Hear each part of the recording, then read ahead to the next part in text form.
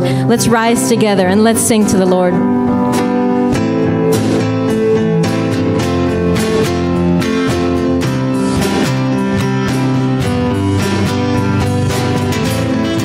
Nothing can separate, even if I ran away. Your love never fails.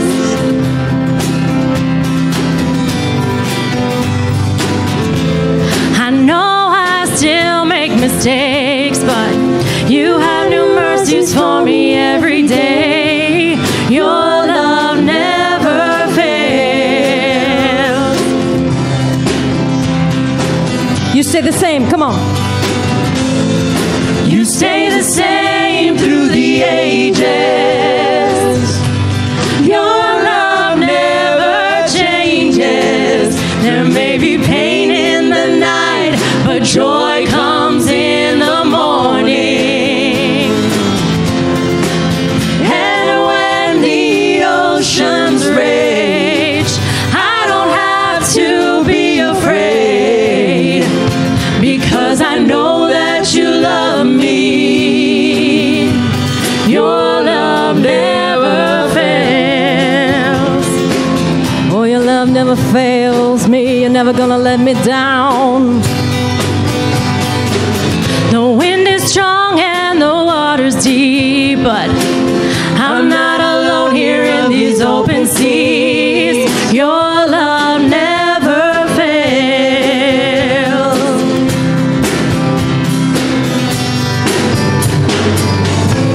The chasm is far too wide. I never thought I'd reach the other side. Your love never fails. You stay the same. You stay the same through the ages. Your love never changes. There may be pain in the night, but joy comes in the morning. Oh, yeah. And when the oceans rage, I don't have to be afraid, because I know that you love me. Your love never fails. You're never gonna let me down, no. Your love never fails. No, no, no. You make all things right here. You make All things work together for my good. what a promise. All things. You make all things work together for my good. My good, for my good. You make all things work together for my good. 'Cause you got good plans for me, Lord. You make all things work together let's sing for that my some more. good. Let's sing that some more. You make all things work together for my good. You make all things work together for my good. You stay the same. You stay the same through the ages. Your love never changes. There may be pain in the night, but joy comes in the morning. And when the oceans rage, I don't have to be afraid, because I know that you love me. Your love never fails. Your love never fails. Your love never fails. We give you praise tonight, Jesus. The unconquerable Jesus. Even those things that, you know, the way people talk about us, those things are going to turn around. They're going to come out into the light. Everything is going to be shining bright for us. We know that, Lord. In every situation that we entrust to you, it will work out for our benefit every single time. We offer you this, our hearts right now. Let them be holy ground, Lord.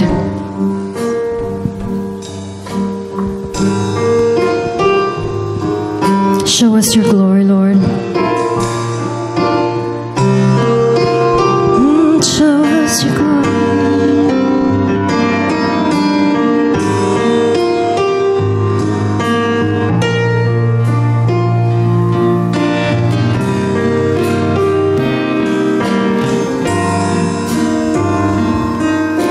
Here as we wait, seek your face. Come and make your throne upon our praise. Here in this place, have your way. The moment that we see you, we are changed. Show us your glory. Show us your glory. In wonder and surrender we fall down. Show us your glory. Show us your glory. Let every burning heart be holy ground.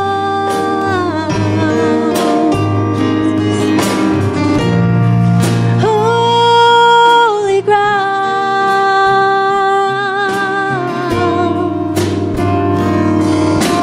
Here, not by power, not by might, but only by the cross we come alive. Here we're undone,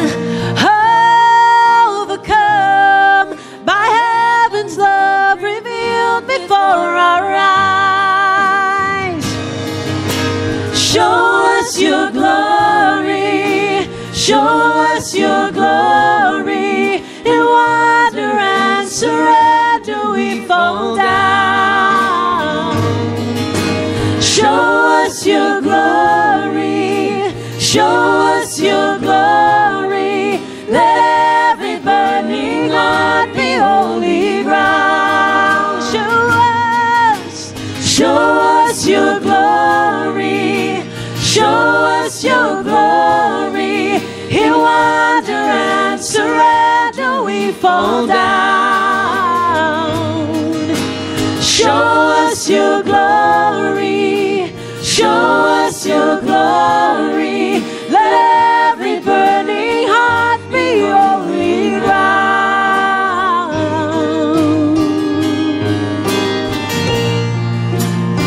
Holy ground.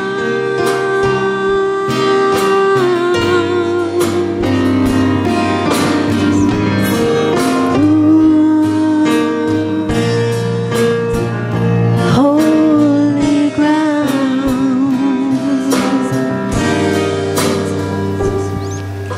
Chains fall, fear bow. Here now, Jesus, you change everything. Lives healed, hope found. Here now, Jesus, you change everything. Chains fall, fear bow.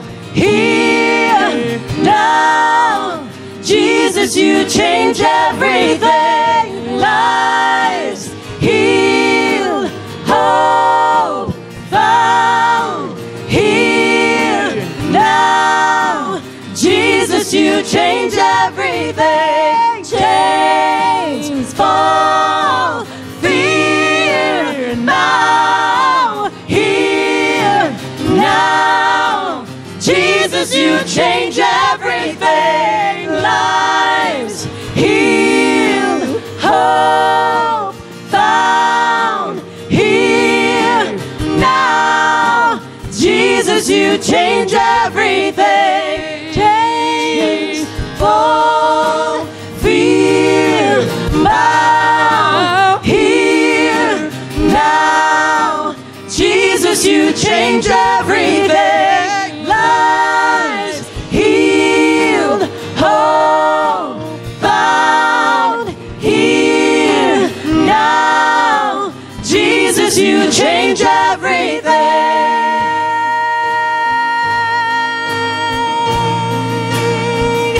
You change everything, yes you do, my Lord. Oh, you change everything, yes you change everything. Only you change everything. Only you. Oh, I want to sing that with you. Only you change, yes, you change everything. Fear bow here now. Jesus, you change everything. Lives healed, hope found here now. Jesus, you change everything.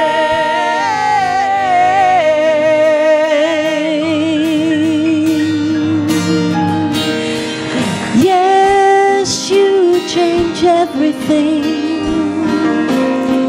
You change everything, Lord. Yes, you do. Yes, you do. Oh, Lord. Oh, Lord. I want to take a moment to meditate on that thought. Lives healed. Has there been a place in your life that the Lord has healed? I know for me, it's true. And you know what? That gives me hope that He'll do it again. He did it once, He can do it again. He can do it every single time. Let's sing that a little bit, you guys. Because I know there's people hurting here tonight. I know because I'm one of them. Our lives will be healed in those very places that they're feeling broken in this moment.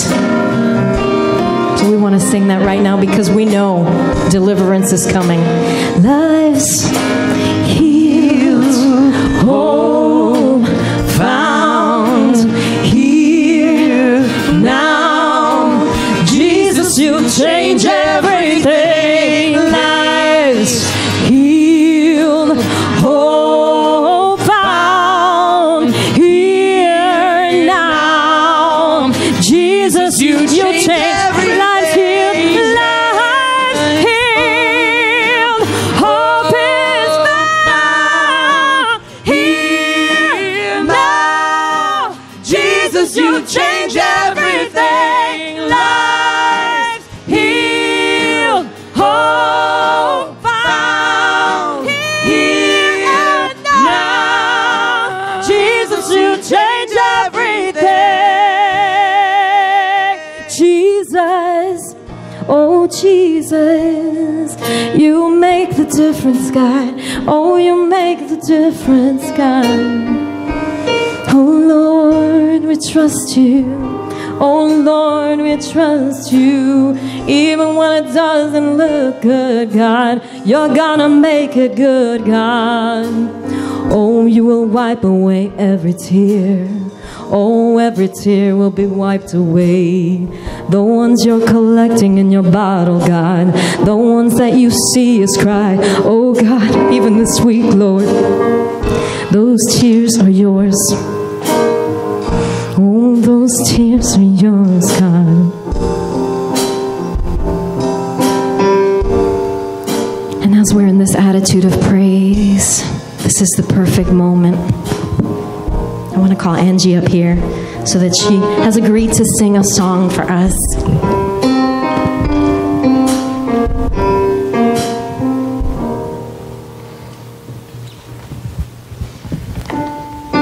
Stand over here with my friend Willie.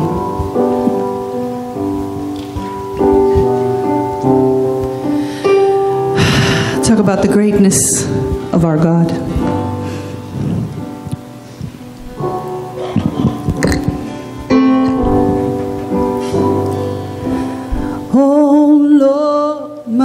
God.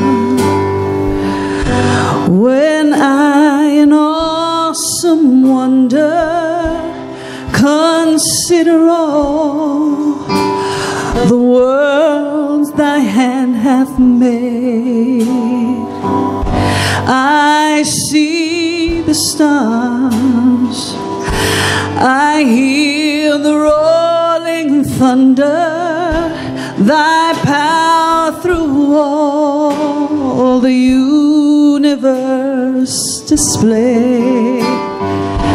Then sings my soul, my Savior God, to thee. How great thou art, how great thou art. Then sings my soul, my Savior God, to thee. How great thou art, how great thou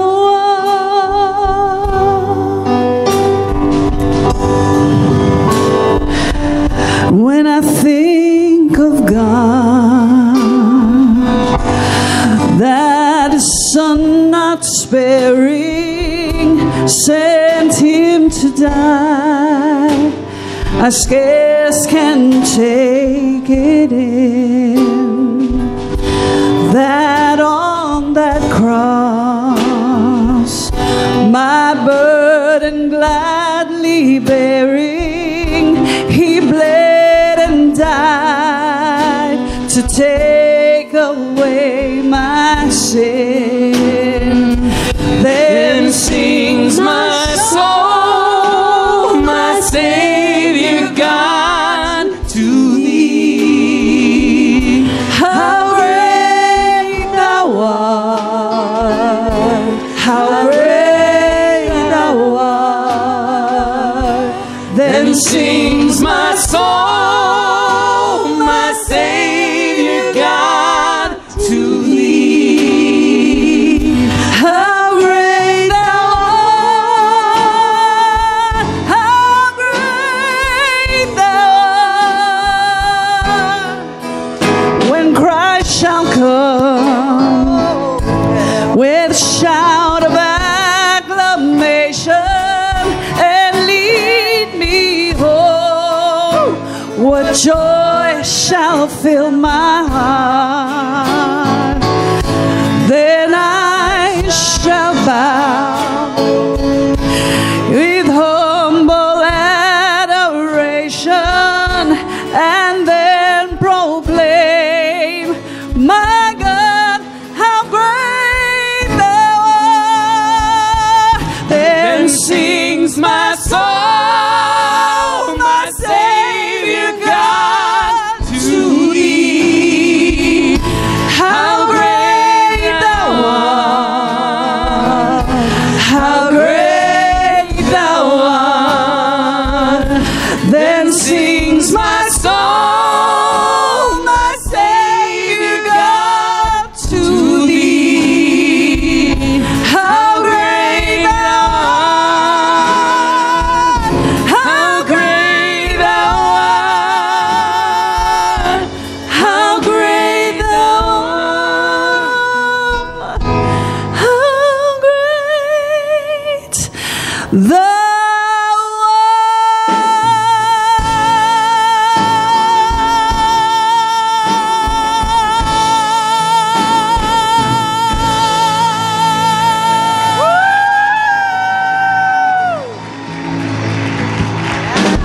God is great. How great thou art. Thank you. So I guess I'm on now. The time has come, and I'm going to be completely honest with you. When Rachel asked me to do this, my immediate thought was, oh, no way. Because speaking is not a problem. I mean, I speak to people all the time. I speak before city councils and chambers of commerce. And when I was a musician back in the day, I would sing and speak before thousands and thousands of people. But this is not speaking. This is ministering, and I've never done that before, ever. So immediately I was rattled with fear. And what would be your first initial reaction? Yes, of course I'll do it. Of course I'll do it. Because if there's one thing that I have learned on my journey is you feel the fear, but you do it anyway. Amen. Do it anyway, because the fear is the enemy trying to stand in your way. So Rachel told me that this group is centered on the story of Deborah in the Bible. And I said, let me look up who this Deborah person is, because I have no idea. And wow, what a story. So I don't know if you all know it, but I'll recap it really quickly. I summarized it here really nicely. One day, Deborah received clear directions from the Lord, as we often do. She was to send for a man named Barak and tell him that the Lord commanded him to take 10,000 men and go up to Mount Tabor. There God would help Barak and the Israelites defeat Sisera, the commander of the Canaanite army who had been oppressing Israel for years. Because of his relentless oppression, the Israelites had cried out to God and and this was God's plan to defeat him once and for all. Now, the fact that Sisera had like 900 chariots, covered with iron, like tanks, I guess, that to God, that's nothing, right? So he was ready, and he was ready to give Israel the victory. And he wanted Barak to lead them, but Barak said to Deborah, I'll go if you go. But if you don't go, I'm not going. Typical. Typical. So, of course, Deborah, who was faithful and, she felt the fear and did it anyway. She said, yeah, let's go. So, she went with him, and there was crushing victory against the enemies, and there was peace in Israel for 40 years. But what if Deborah wouldn't have gone? What if she let that fear overtake her? Who knows? But we learn from that. We see that when you hear the call of God, you obey immediately. You go. Don't hesitate. That fear is the enemy telling you, don't listen to him. And the enemy he's not that clever. It's always the same thing. He always likes to trip us up with the same things all the time. He's not even that creative. And for women, what is it? I like to say it's the 3 M's. Men, money, and what's the 3rd M? What do you think the 3rd M is? Anybody? The evilest one, the evilest M of all.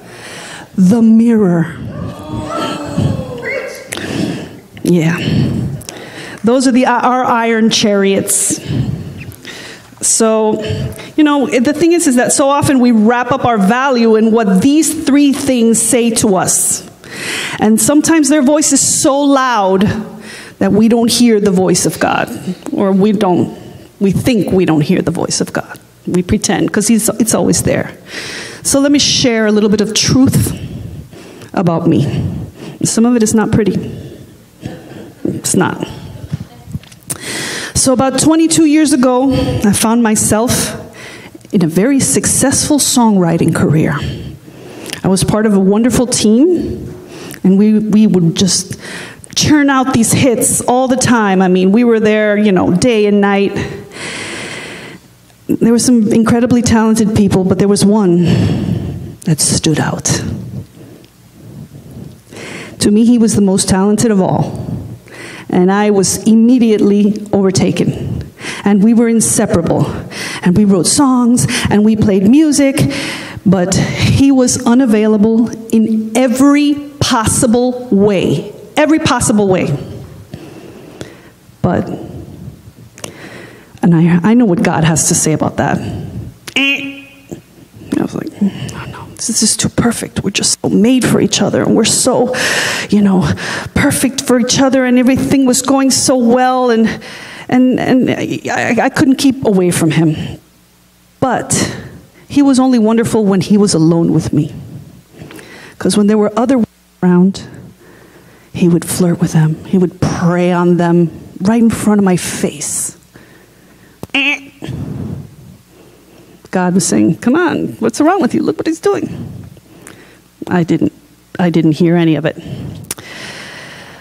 I just kept right on going, pretending like it didn't happen. He'll come around. You know, the thing is that during this time, I had so many people admiring me, telling me how great I was. You're so talented. You're so... I didn't hear any of them. My value was, why doesn't this person think I'm so amazing? You know? That was the thing that I was focused on. Everybody else was saying, you rock, Angie, and I was not having any of it. So eventually, this continued, and we were irresponsible, and I ended up pregnant.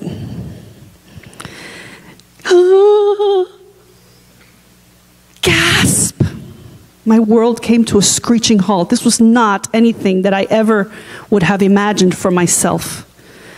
And right about the same time, his wife got pregnant too. So we were both pregnant at the same time, and we literally gave birth 3 days apart from each other. Perfect. Dreams. Dreams do come true. Just like I always planned it. You know, and it's funny because I thought for a minute, like in my panic, maybe I can't have this baby, like for a moment. And I remember going to a little kid's birthday party, which I would have never gone to. Don't ask me why, but the Lord goes before you, leads you, guides you. Go to this little cousin's birthday party at Dandy Bear. At noon on a Saturday, like everybody was like, what are you doing here? I was like, I don't know, I'm here at the party. Pizza, video games, let's do it. So it was all my relatives, and a couple of them were pregnant. Nobody knew what's going on with me, no one. And they were doing this thing where, just for fun, you know, they take off your ring and they put it on a necklace and they do like this. And if it went like this, you were having a girl. And if it went like that, you were having a boy. And if you already had kids, it would give like the exact reading. Like if you had 2 boys and a girl, it would do it. And if you had a girl and 2, everybody. And I said, okay, so do it to me. And it said, 1 girl. That's it. After they did it the second time, it didn't move. And I thought, well, here she is. And I knew right away I was having a daughter, and the peace came over me, and I said, whatever it is, I'm going to feel the fear, I'm going to do it anyway. And I just faced up to whatever it was, I was going to handle it. You know, and I remember when the day came that I had my daughter, I was in the hospital room, and I had my whole family, a big, fat Cuban family, all in the hospital, everybody passing that baby around, and so much love, and everybody, look at the baby. And I was like, you know, guys, I think it's great that you're all here. And immediately, I knew that my daughter's father would be coming to see the baby, and it would be uncomfortable for him to be around my family who did not care for him at all. By the way, another, you know. So I said, would you all kindly leave me? And I told everyone, my family, my parents, my sisters, to leave their newborn granddaughter so that he wouldn't be uncomfortable. Guess what? He never showed up. Still, I'm not listening. Now we have a child together. It's gonna, you know, so we're continual. This keeps going. We're constantly together. Like, you know, we're always together. We work together. So one day I arrived, but I took my baby with me. She would come with me to the studio. She was the studio baby, and we'd have the most fun. And she was the best. Tweety was the studio child. And one day I came in, and he was in a rage. Like when he was in a rage, he was toxic, you know? And it was like, I have so much work, and I don't know what they want me to do. What am I, a slave? And they want me to translate this song now, the lyrics from English to Spanish, and I don't. And I'm like, just give it to me. I'll do it. Don't worry. Come on, sweetie. I'll do it. Let me do it. Anyway, I would do that all the time. So it was like, why are they giving it to him to do? It didn't seem unusual. I went back to one of the lovely lounges, sat up for about an hour, rewrote a whole lyric in Spanish. Boom. Next thing you know, it's Mark Anthony's Dímelo, which was on the chart #1 for 18 weeks on Billboard chart. Whoa, okay. okay. But right before that, they call you up to do something a little bit about the music industry when they do what they call the splits, where they say, you know, who wrote, what are the percentages, like 50%, 40% you, and 40% him. And I'm like, no, 40, 50, no. I wrote it. What are you talking about? No, he's put himself down for credit and for 50% of the song that you wrote. Now I'm like, wait, oh God, I'm sorry, did you say something? Oh, suddenly I'm hearing the voice of God in my head saying, get away from this person. So I couldn't do anything about the credit on the album. It's on there. So he's got credit for co-writing this song, but I was able to say no money, you know, the percentages go to me. He maybe got like 1% because his name is on the album. And then finally, when we're standing on the stage at the Latin Grammys together, receiving our Grammy, and he's thanking everyone except me, I suddenly heard the voice of God say to me, listen, this guy's not the one I planned for you, okay? So finally, I got away, you know, my heart just turned and it was over for real. And that's when my life began. When I finally obeyed, but there was a lot to come after. So right about that time, the music industry suffered the invention of the internet. And music was suddenly free. You could download it for free, and nobody would ever have to buy a record again. And all these amazing publishing deals that you'd sign for thousands and thousands of dollars to go in, that done. So while I, you know, goofed around figuring out what to do, my best friend, who was a teacher at an elementary school, said, hey, why don't you come work here part-time? You could be with your daughter. She was already like going to kindergarten at that point. You could be with her. You could work part-time, maybe get some benefits, make a little salary, and figure it out. I was like, what? Sure, let's do it. I'd never done anything like that before, but I did like kids, and I was good with kids. So they stuck me in a class with children with autism. And not just like the cool autism where they play great piano, you know, it's the autism where they don't speak, where they're in diapers, you know, because I see those videos on Facebook, look, this child with autism, and he plays Billy Joel, and I'm like, yeah, he probably does that all day long. But anyway, so I had the really low functioning kids. They were, this is after winning a Grammy, like I'm in, where they're like literally